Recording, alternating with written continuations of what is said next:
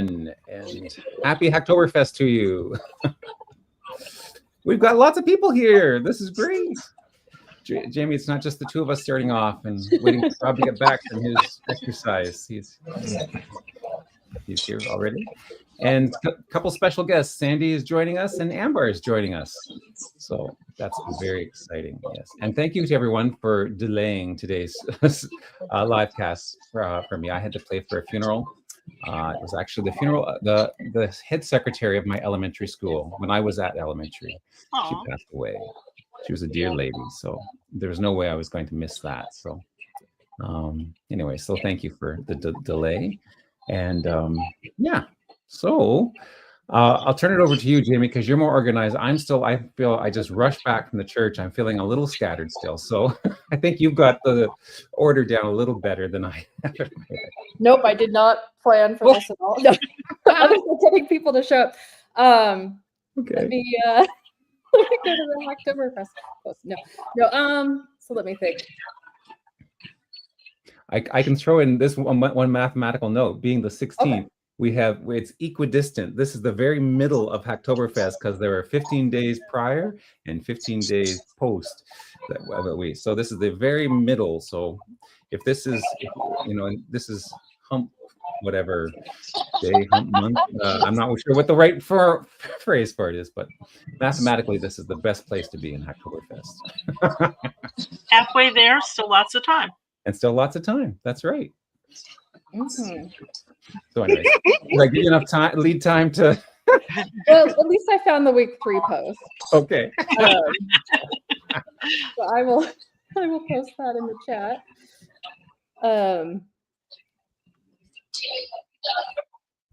Okay. Does someone have the YouTube open on another screen? It might be Amber. There we go. Yeah, I think it was Amber's. Sorry, I've muted you for right now.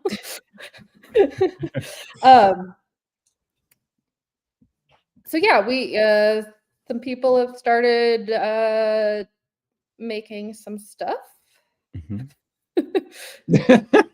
Yeah, this week's been kind of crazy. I went on a very quick vacation this weekend from Friday to Monday, and then since I got back, I've been working on testing the bioparent stuff because Brian was going to be out of town this weekend, so it needed to go on the staging server today. Ooh. I'm gonna start asking for testers for that tomorrow, probably. Excellent. That is exciting because that's been a very popular request. And I know Greg and I have both been, please, yes. Please bring it. When's it coming? So, yeah. So yeah, there were 2 changes that I know of to the WikiTree browser extension. One, Sandy's going to show off in a little bit. It was one that she requested and Ian made for her. And then the other was by Elaine Martson. Yeah. Martson. Her first contribution to open source software ever. She's just started learning JavaScript recently. But she couldn't, I don't think she can be here today, so maybe she can show that off next week.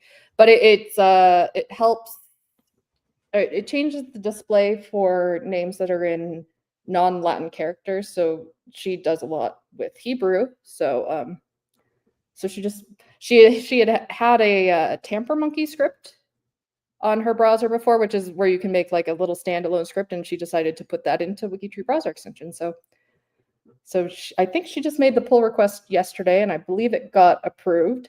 So yeah, so it's kind of nice. She went through the tutorial, and I helped her through that and found a couple places where it wasn't quite so clear. So yeah, so even if you are just starting out programming, if you have an idea, I mean, we can help you with that to add something to the shared code. Oh, Elaine's here. Is she here? Well, she's in the chat. Oh, she's in the chat. Okay. So yeah, maybe she can show that off next week. That's great. So yeah, so there were I don't know if there were any other changes to the WikiTree browser extension. To tree apps, I don't think there were any changes this past week. Rob, were there any changes to Sorcerer this week? There's Rick Peterson's been working on the French Basse-Rhine area archives, and he's got that finished, and he's now started on Missouri death certificates. And yeah, the real South Africa stuff's pretty much finished up. Lucas is continuing to work on Germany sites. I haven't heard any updates from the others, so I don't know if they're beavering away on it or just not making progress. I did start on the genealogy bank one yesterday, so I got to the point where at least you can like click on the thing and make a citation, although like I still need to format it a bit, and I've only tested it on a couple pages so far, but it wasn't too bad because like you've written a lot of good documentation, so kind of like, what am I supposed to do here? And then I just kind of looked at the other things and go, oh, that makes sense. So yeah, it's a shame their links pass, they expire. I wish they would keep their links longer. I've asked them several times and they will not change it. Yeah. So I think it's such a great resource. Yeah, I think I'm just gonna link to the actual newspaper and not do like a shared link, just because they do expire really fast. But yeah, so I have something. I still haven't really got into the automatic testing too much yet, and I haven't even touched search. But yeah, I did start because I said I was going to do it this month. If you have any questions, let me know.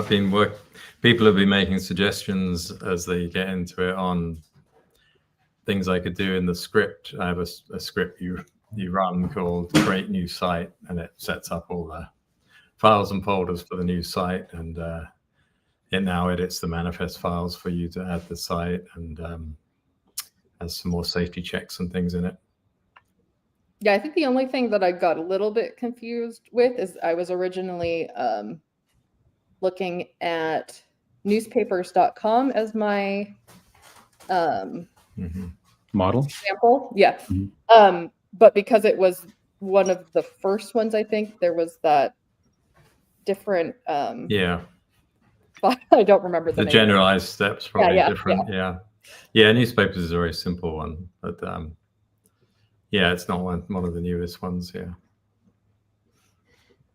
cool.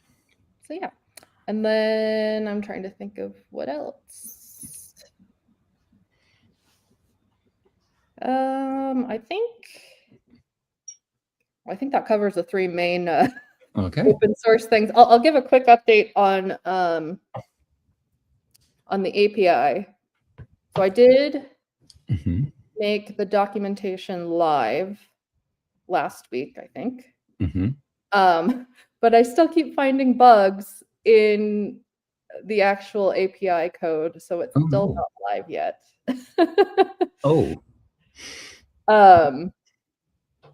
So Tuesday, hopefully. I think it's almost okay. So is it returning? It's not returning accurate results, you mean? It's like it's making up. No, so like it's just like some things are inconsistent, where it's like sometimes it's returning an integer and sometimes it's returning a string, and stuff like that. So it's like small things that if people like write their code to do that and then we fix it, it might break their code. So we don't quite want to. Or like sometimes stuff isn't returning at all when it should be. So, so yeah, there's a few more things to work through. And I've the file that I showed off last week, that shows the path and whatnot, I've modified that, and with the help of Murray, who's gave me a number of different examples and counterexamples. I've tweaked it so that it now actually does change it changes color every time it goes from a biological chain to through a non-biological. So either through a spouse, like the spouse is easy and that's the one that's sort of the default.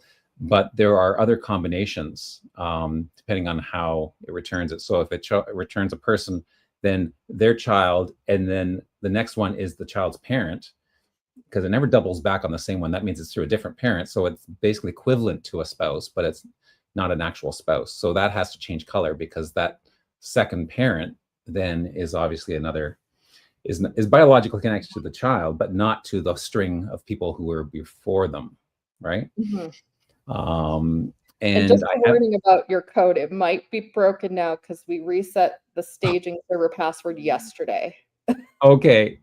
Well, I haven't looked at it yesterday. I haven't looked at it recently because I was doing some mystery box stuff with Ambar. So maybe this is a nice time to turn it over to Ambar to share with us. Before we do that, though, just because there's two of you, I would like Sandy to show off the new WikiTree browser extension feature. Sure. Oh, okay. Well, this is kind of good timing too, because I am an MPE. I have a direct line of MPEs, and that's why I always talk to Greg about my biggest question has always been, if I don't have a source document, it's complicated.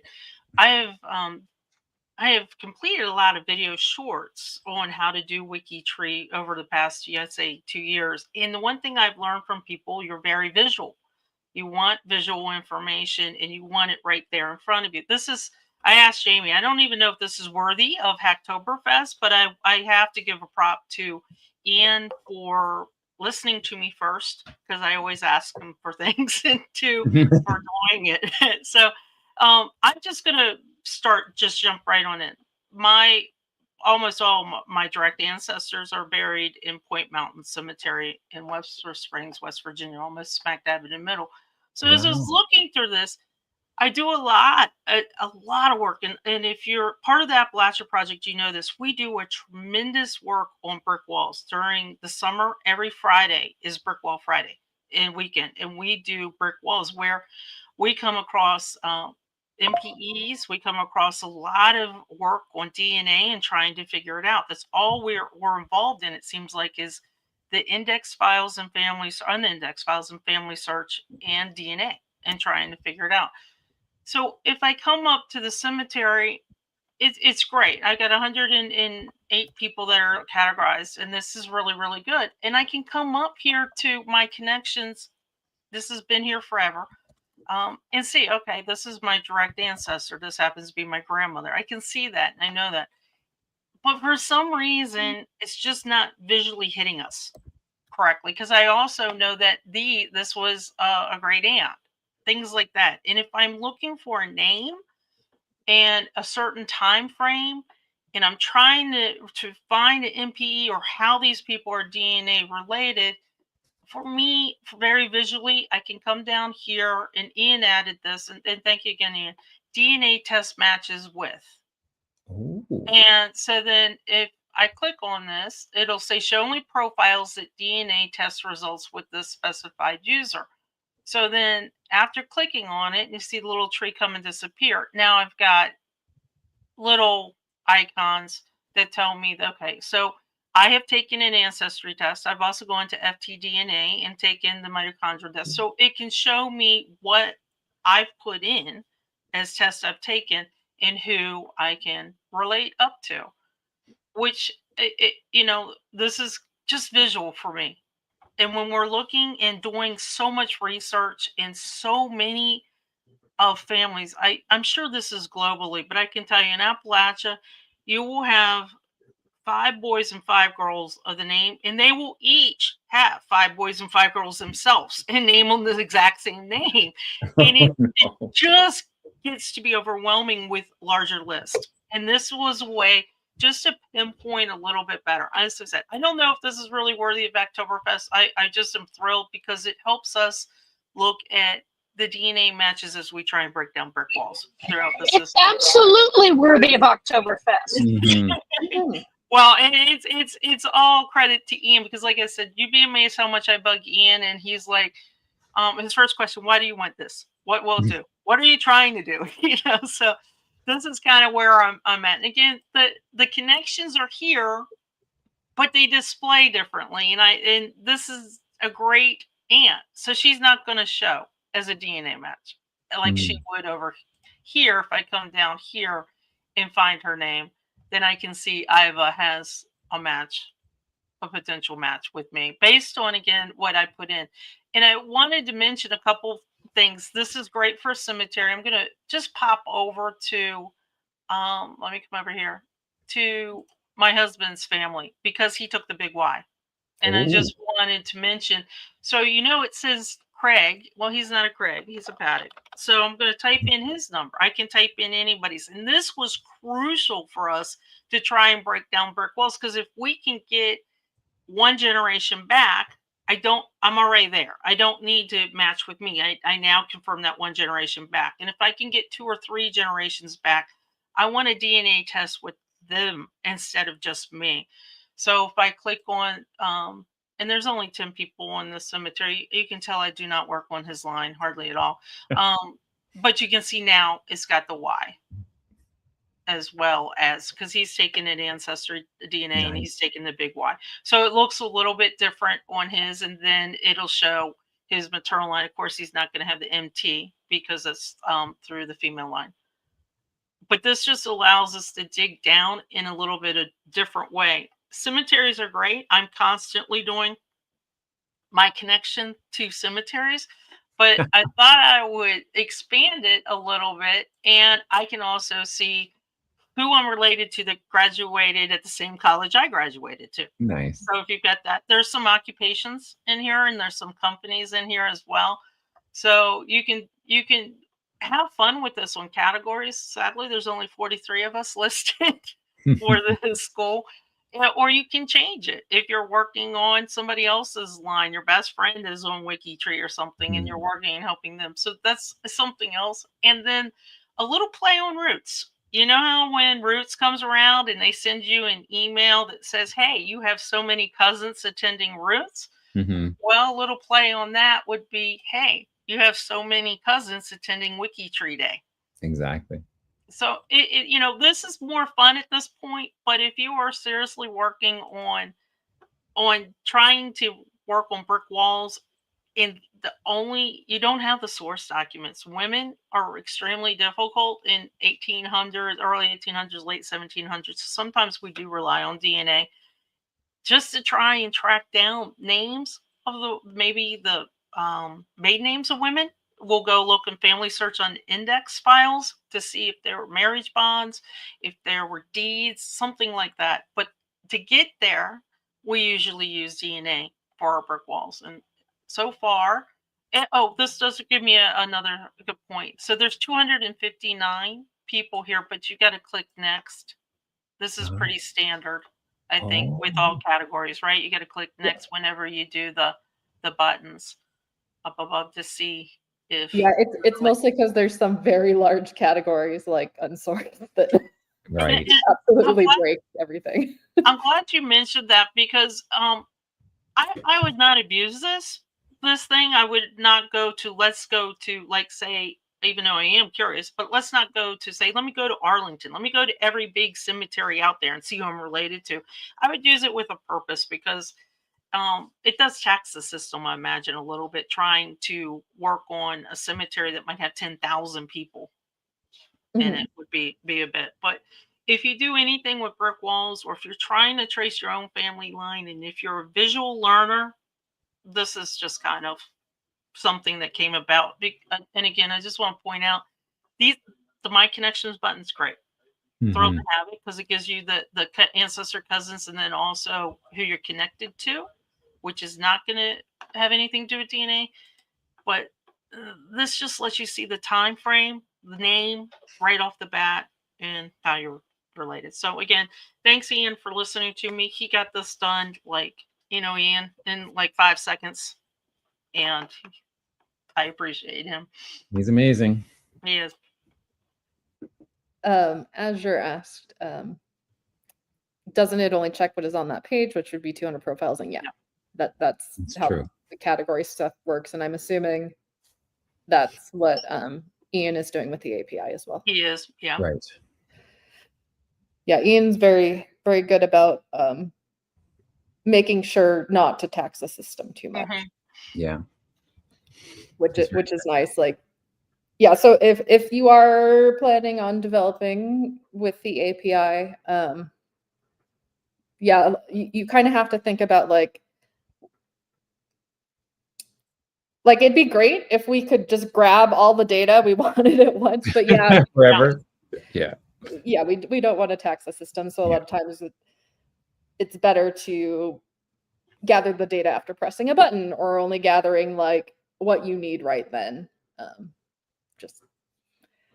But I think that makes sense the way you just said it too, because if you're researching, if you gather all the information, it's just it's too much. And if you narrow down your research and your search, which most of us do anyway, I think, then it doesn't tax the system, but it doesn't tax your eyeballs and your brain either.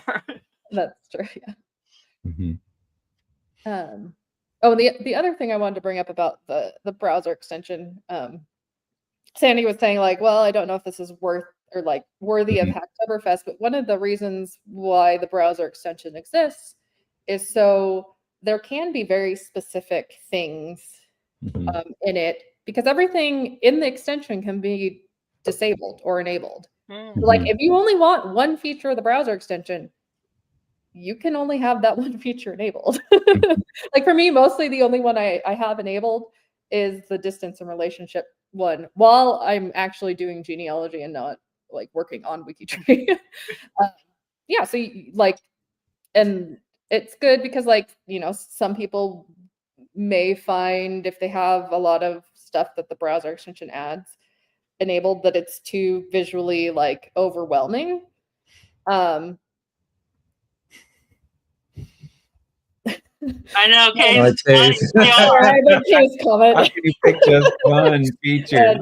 But yeah, so it's good because you can customize WikiTree to what you want to use it for, and that's kind of the point. And by having the extension for people that are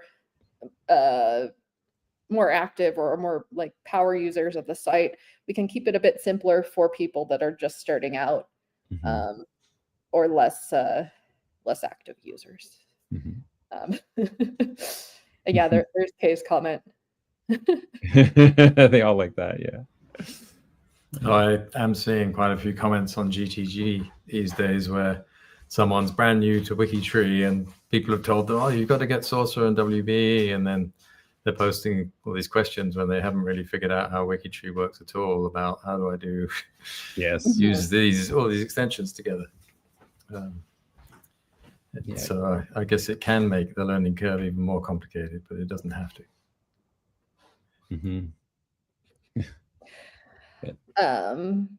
So I guess I've said it before, Rob, but if it weren't for Sorcerer, I would have bounced off of WikiTree years ago and be spending my genealogical energy somewhere else, because it just takes so much of the repetitive busy work out of doing good sourcing. So thank you again.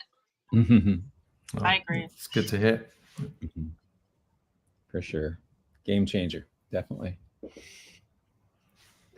So I guess it's time for Greg and Amber to talk about the mystery box. The mystery box. Well, so the exciting thing for me is that I've been doing very little actual programming, but I've been learning a lot because Amber has joined the mystery box team and decided she wanted to help out, partly because Amber is a very avid user of the mystery box and was a little frustrated with some of the bugs that I had left into it or incorporated into it inadvertently by being, a little lackadaisical when it came to time codes for specifically. And so I saw Anne Fiordalisi, who's also been a avid fan of the mystery box from the very beginning, has volunteered to help us with testing. So we'll certainly get you to help us test out some of the new stuff. And Amber's done lots of stuff she's been doing work on refactoring it, which is basically reorganizing the code instead of what was the word used? Monolith. All of the code was in one big massive file, which was over 3,000 miles long, which is my go-to way of lines, my friend, lines. Okay, lines, not miles, lines. Yes, okay. It might have seemed like miles. And I always mean to do it. Like, I'm always amazed, when I looked at the way Ian and way Rob have organized all the file structure for the extensions, it looks so beautiful and so organized. I'm thinking, I want to be like that when I grow up. But I just haven't taken the time. I've been distracted by grandkids and choirs and funerals and weddings and stuff. So that's my excuse. But Amber's come to save me. So I'm going to turn it over to Amber to let us know what she's been doing and show off some of the Yahoo moments that she's had. Well, Jamie, if you want to show my screen, I will show you, instead of the finished product, I will show you what it looks like when I'm debugging. And I particularly want to direct your attention to the left-hand side of the screen where it says 6 mystery boxes in a row, because this is a feature that I'm pretty sure Greg added a year ago. And I don't think it's ever worked, or at least it's never worked for me. And so what we've been discovering here is that there were some assumptions made in the code that the actual data that represents my activity with Mystery Box didn't understand. And so now it's actually looking at my participation and saying, yes, you have 6 boxes in a row starting October 10th through October 15th. And when, after being told you have a streak of 1, you have a streak of 1, you have a streak of 1 for weeks, when it came up with 6 last night because I had finally fixed the last bug, I screamed so loudly I woke the dog up.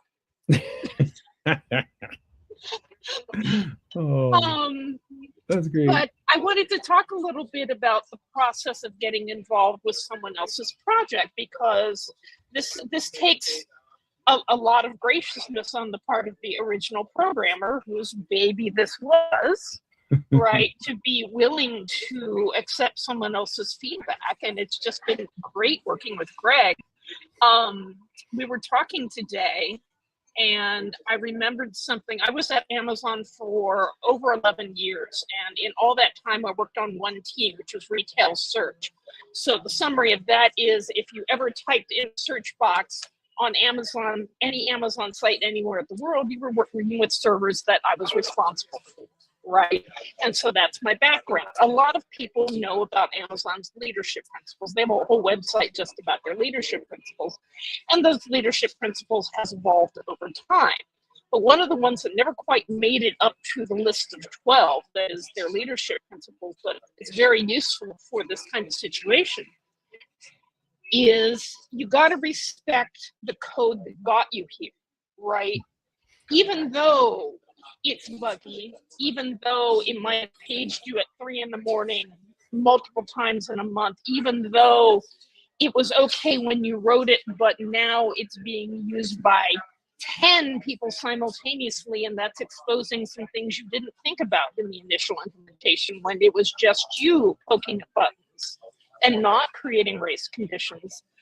You got to respect the code that got you to this point, right? Greg, from an idea that Vicky Blanco, I think, had. Yes, Vicky, yeah. Implemented this fun thing that was so engaging, I kind of got addicted to it. It's like a casino, right? You get a new thing every time you press the button. And there was a bug that Greg alluded to earlier, that when I finished a box rather late in the day in California compared to Greg's East Coast time zone, it would accidentally save it as having been done a month in the future, and then I couldn't use Mystery Box for an entire month. Yeah, that was less than ideal. Well, if you only ever are in one time zone and you only ever do things in the morning of that time zone, then you wouldn't have found the bug, right? You need more than one person to look at things differently. So it's really been a pleasure spending time with Greg and his code. And that's what I have to say about that. Well, thank you very much. Yeah, it's been great. Yeah, and she has, Amber has been very gracious in sharing lots of stuff on how she's been working with GitHub and stuff. And I've been working with GitHub, well, since Hacktoberfest started. So this is our 3rd year now. But I've only been doing it from the one side where I changed some code and I put in a PR But now all of a sudden I'm on the other side. I'm the one who has to accept and review the PRs. And that was breaking my brain to do it for. So now what do I do now? And then so anyways, I've been learning as well. So that's always exciting when I can learn new things. So thank you very much for that, Amber. Are you going to show some other stuff, or is this? I'm just showing GitHub at the moment, waiting for Jamie to get tired of me and show something else. Maybe hand it off to Rob. I don't know. Yeah. Well, the other person who's been working with me, Lisa Gervais, has got a draft of the documentation for the Ancestor webs. I haven't made it live yet because I haven't actually done any updates to the tree apps. And I think the next step was to add pictures or images. So when I need to get back to you, Lisa, thank you for doing that. And we'll probably set up a free space page for those images so that they don't show up in the margin of the free space page, but we can just link them in. I've already got an images and examples free space page that I've used for other things. So I'll add you to that watch list so that we can collaborate on that as well. So, and that's all I have to say about that. Like Forrest Gump. So Rob, do you have any other updates or anything you want to share? Someone commented about Missouri death certificates in the chat earlier on. I can't remember if they were just saying that would be great or they wanted to hear more about it. I can share my screen to show a little bit about that. If I can remember how to share my screen, I have to get out of full screen and then I present. There we go. Share screen.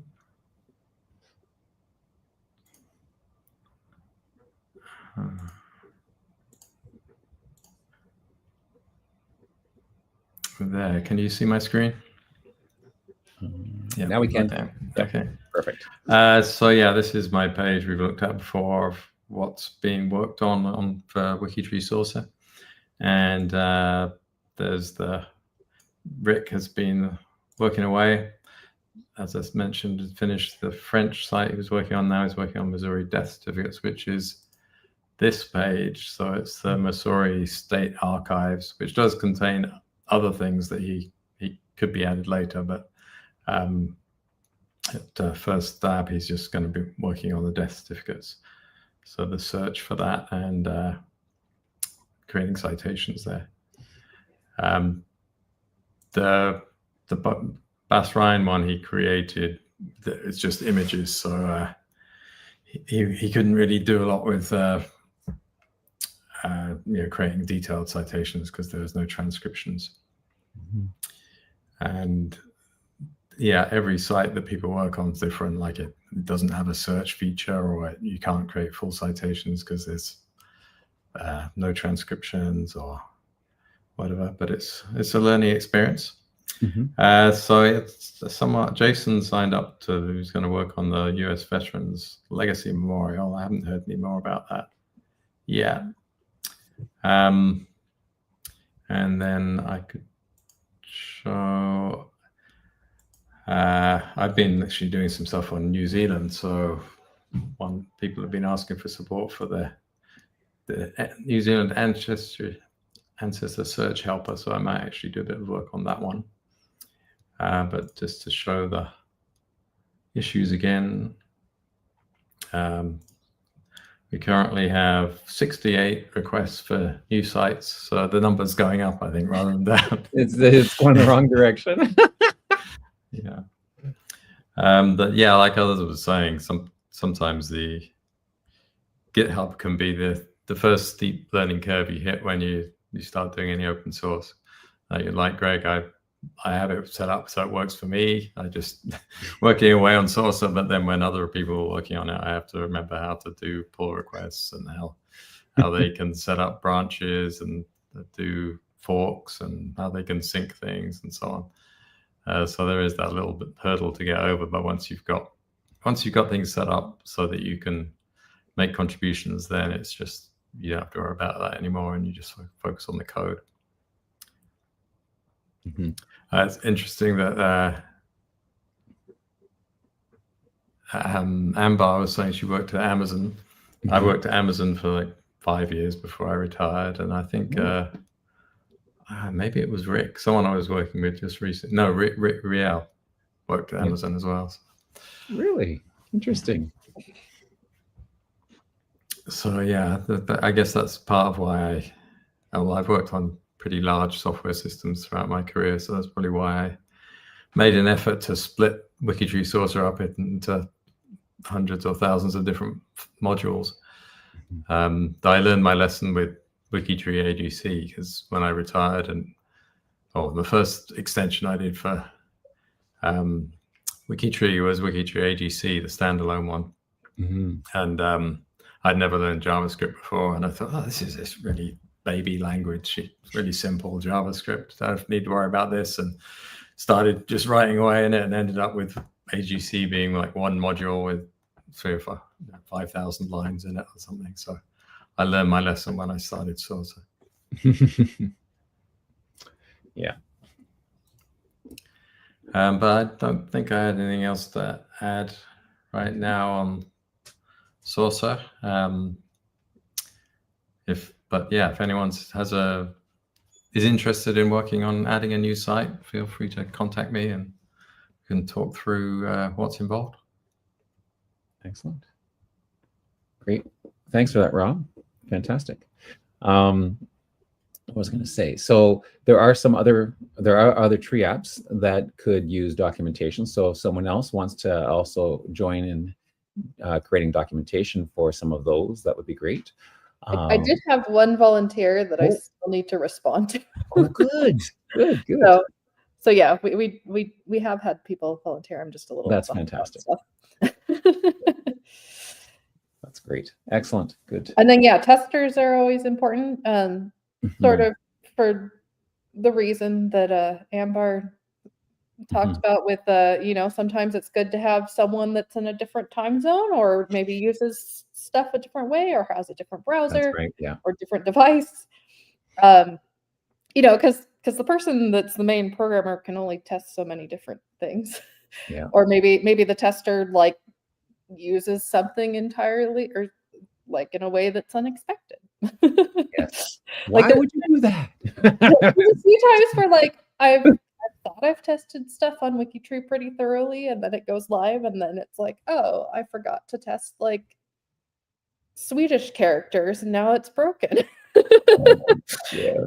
It's not as bad now that we have a lot more automated tests, but for a while stuff was getting broken when it was going live.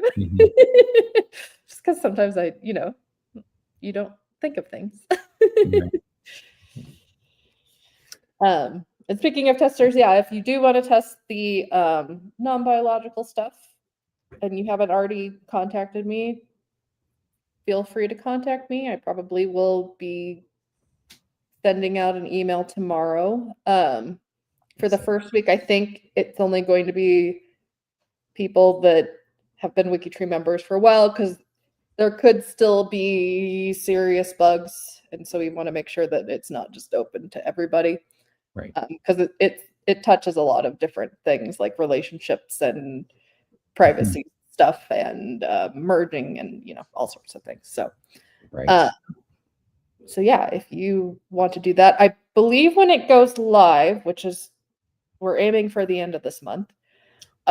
Really? It won't be in the API yet, though. So sorry, Greg. But Alesh is working on adding it to the connection finder. It just probably won't be live yet when we start allowing people to add extra. But will it be in the Get Profile API? Will it be the field? Will the field be there? No, I don't think it's going to be in the API at all yet. Oh, and any call from the API? Yeah. Okay. Yeah, because that will have to be a separate thing that gets added and thoroughly tested. Right. That's because privacy stuff. I've already found quite a lot of privacy things. It's I was thinking, I was like, could I show stuff right now? But yeah, maybe. So if you saw my post this week about the site updates, I did put 2 screenshots. And so if you add non-biological and biological parent, there will be a little toggle when you're viewing your pedigree chart. And so like last night when I was playing with it, I discovered if you like toggle a private person to see the other parent and then toggle it back, then that information becomes visible. So we had to fix that real fast. So yeah, just a lot of stuff like that, all sorts of testing stuff. But getting close. So yes, email me if you want to test that. Excellent. Sounds good. Great. Well, we might cut this. So we haven't actually gone for a full hour, but that's okay. We don't have to, because, you know, if you average the times over the month, you know, we have gone over an hour before, so it'll all work out. The one thing that we didn't mention when Amber and I were talking is one of the things she's been showing me is how she's been using an AI client to help her with some of the refactoring and trying to getting the AI to try to read my mind and what I was doing or trying to figure out, which is kind of interesting. So we might share something like that next week. If it's a slow news week and you want to see something like that, that's another learning experience for me, is how to do that. So anyway, it's been a great month.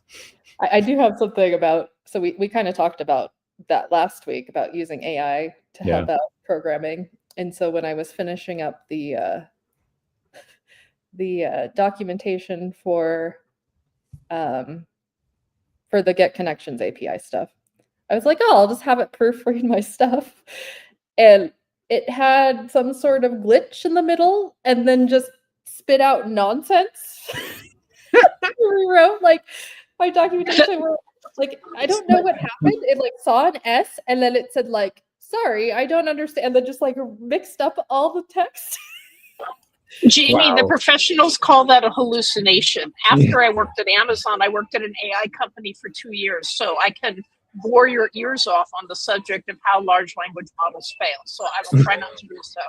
Yeah, because I you know, I've had it correct emails and stuff, but I haven't had that happen before. So yeah. Well, one of the things I told Greg, and I will share with you, is that very often, if you're working with too much context, that's too many places where this is a bag of statistical dice rattling around trying to predict what the next thing is, right? So one of the reasons to split the 3,200 lines of mysterybox.php into a lot of smaller modules is that it has less room to invent silly things, right? And I told Greg, I had made a policy decision when I started working with him on this. All the bugs are the fault of the AI, right? Yeah, not my fault. It's the AI fault. No, absolutely not at all. And so my job is to discover all the AI bugs and fix them, and we get along just fine because I can yell at the AI and it doesn't mind. Oh, that's great. Super.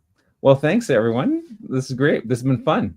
And I've got a little time before I have to start prepping for choir practice, so that's even better. So super. So thanks for joining us, everyone who's been watching, who are watching live, and those who are watching again on the replay. Thank you for joining us. We'll be back here next week, probably at 1 o'clock. Okay. Probably at 1 o'clock, unless something else happens. I don't have anything scheduled, but you know, if a funeral or a wedding, well, weddings are planned more in advance, but I haven't had any shotgun weddings that I've had to play within 3 days notice or something. But anyways, you will find out. YouTube, Azure has been wonderful behind the scenes, changing the schedule at the drop of a hat. Thank you, Azure, for updating the schedule and setting it up for YouTube and whatnot. So have a great week, and contact Jamie if you want to volunteer to do something, or contact Rob if you want to work on another source in the Sourcer, and we will see you next week. Take care.